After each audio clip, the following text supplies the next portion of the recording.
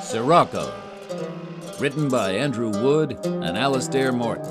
My name's Jeff Harding, and I'm here to tell you about a great new action screenplay. It's called Sirocco. So let's cut to the chase, huh? I know you're busy. Right, let's start with the bad guy, shall we? Colonel Haji Hassan Suleiman, former director of Saddam's intelligence service. Now, the world at large believes he's dead. A body was found riddled with bullets, wearing Suleiman's uniform. He was buried in Baghdad, full military honors. But it was a fake. They used a look-alike. All this so that Suleiman could set up his master plan, the bombing of 10 major US cities. I mean, this guy is still pissed off about Desert Storm. So he calls his plan Sirocco, the desert wind. Of course, he's got the perfect man for the job. Her name? Sabina Talib. Her mother was Swiss, her father an Iraqi intelligence agent. Both parents are killed when Sabina's only 5 years old. Suleiman steps in. He raises her, trains her as one of his sleeper agents, sets her up as the head of a high-tech medical instruments company with offices in Geneva, London, and New York. Now, Sabina hears about the colonel's untimely death, and she thinks, great, deal's off, let's party, huh? Little jazz at Montreux, men, gambling, golf. She plays off about 6. Then there's the phone call.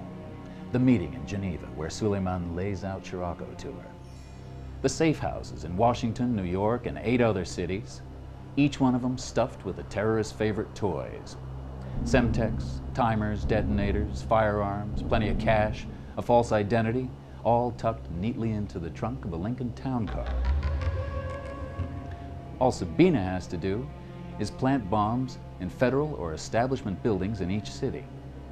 The US government will think it's one of the militant militia groups, Oklahoma and Atlanta all over again.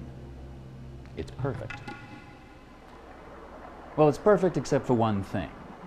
Harry Wildey, head of the SIS, the Secret Intelligence Service at Langley.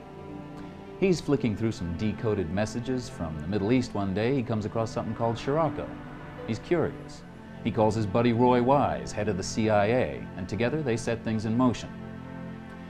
Bob Charles, a field agent in Damascus, is instructed to sniff around. He meets his informer.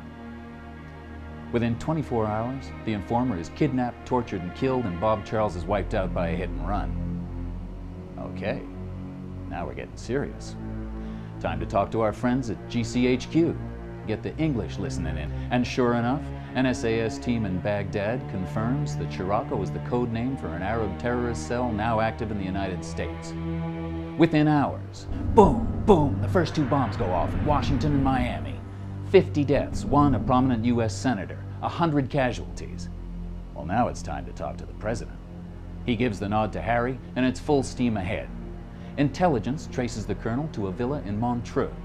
Swiss special forces, they do have them, go in at dawn, guns blazing, big firefight.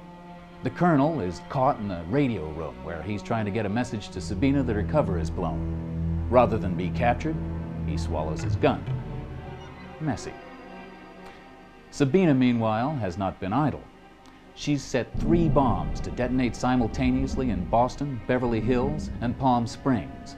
When she gets to San Francisco, she discovers her cover is blown. But she has to complete the mission. She doesn't know the colonel's dead. So she becomes her alter ego, Jane Beckett, and heads for Las Vegas to plant the next one. But the net's closing in on her. Swiss intelligence gives the list of the 10 cities and details of the Talib Beckett identities to Wildey and his team. Harry correctly guesses that Vegas is the next target. And bingo, there she is, having a pretty good time at a roulette table as it happens.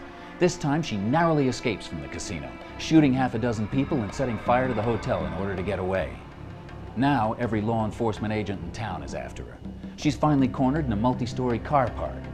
Harry and Roy go in after her. She plants another bomb. There's a cat-and-mouse gunfight. Harry defuses the bomb with seconds to spare. Sabina is caught, and during questioning, well, Harry shoots her in the thigh. She gives up the bombs in Boston, Beverly Hills, Palm Springs, and the one in San Francisco.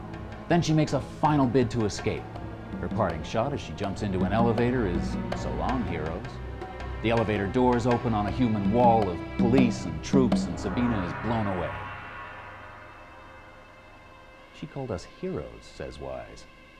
And Wildy replies, there are no heroes, just a dead terrorist.